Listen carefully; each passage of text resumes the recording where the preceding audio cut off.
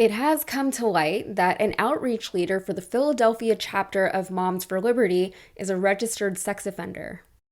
Philip Fisher Jr. is a Republican pastor who works with Moms for Liberty to help them network with local right-wing church groups and religious leaders. Martin Luther King said that darkness cannot drive out darkness, only light can do that. Hate cannot drive out hate, only love can do that. We need to be that light, lifting up our children with love and unity in our schools, but instead we are tearing them down by promoting hatred and division. We are not opposed to teaching truthful history. We are opposed to labeling people as oppressors and victims solely based on the color of their skin. Parents, beware of terms like social justice, diversity, equity, inclusion. Those inherently good things are being used to disguise a biased political agenda, and sadly, even in some Christian schools. For example, here's a social justice lesson entitled My Identity and My Bias that requires my son to examine his white privilege and male privilege, and the very next slide talks about oppression. I don't know what to say. There is always a bridge. There's always a reason. There's always a reason why something happens. Right? Yes. One of our moms in a newsletter quotes Hitler. Woo! I stand with that mom.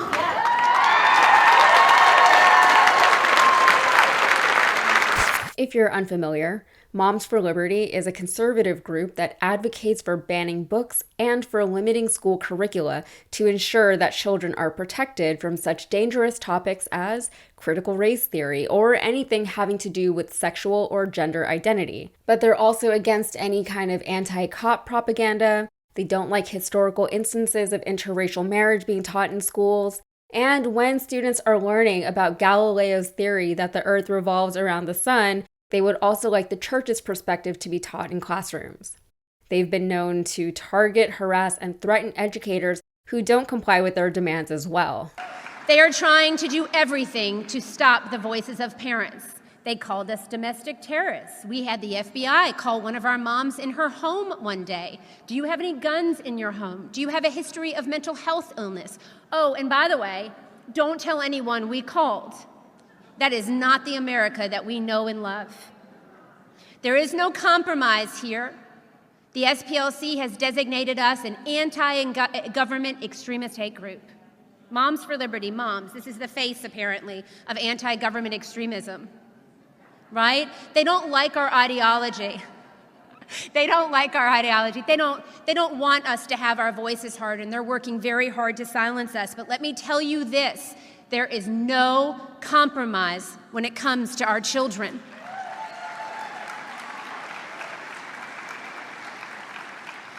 Either they win or we do, and we are going to win. Fisher was convicted of sexually abusing a 14-year-old boy when he was 25 years old. He pled guilty to the charges just to get out of jail. He served his time, and he registered on the national list of sex offenders. When asked about all of this, he confirmed that yes, it was all true, and that he wasn't trying to hide anything.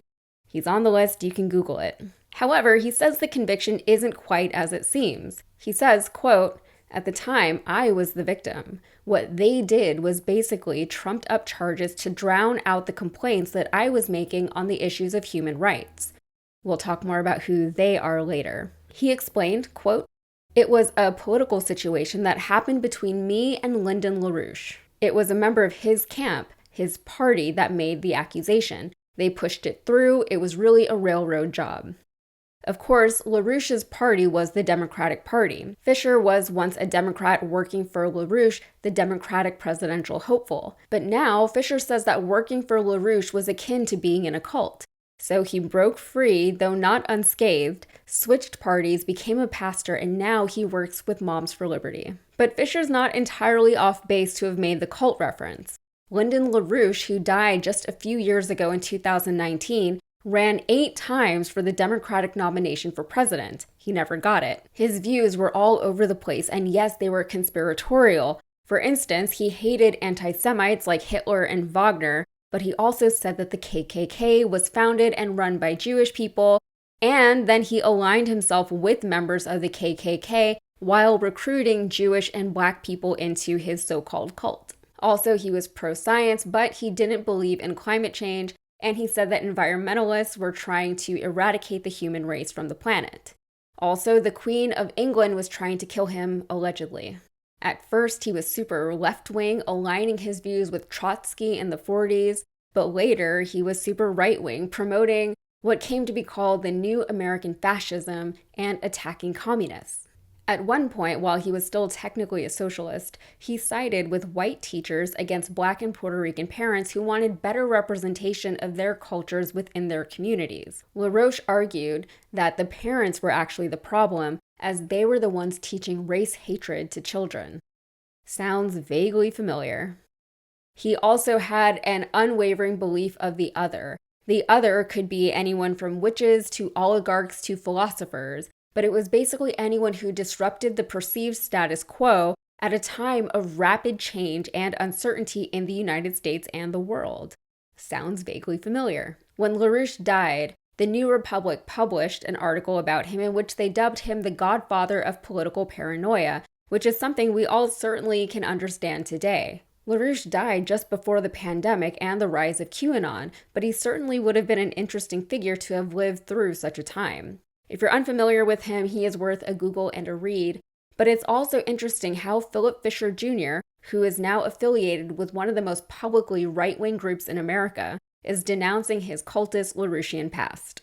Now, I am not a cult expert, but there seems to be patterns of recurring behavior within people susceptible to indoctrination within a cult. Now, I do want to clarify real quick that none of us should assume ourselves to be insusceptible to cult membership or cult-like behavior, but cult hopping, as it's sometimes referred to, is a real phenomenon. There's also overlap or conflation between cult-like thinking and organized religion. For instance, if someone becomes disillusioned with organized religion, in their quest for spirituality or a new community, they can find themselves vulnerable to indoctrination and tempted by cults. Conversely, if people are leaving a cult, sometimes they can find comfort and stability in organized religion.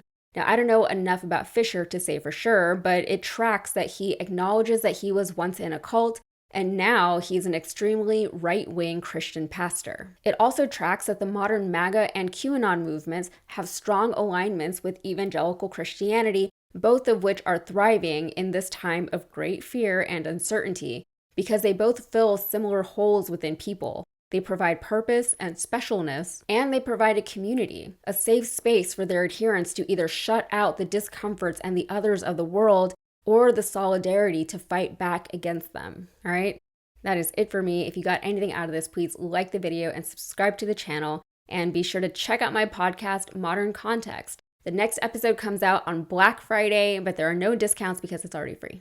All right, thanks.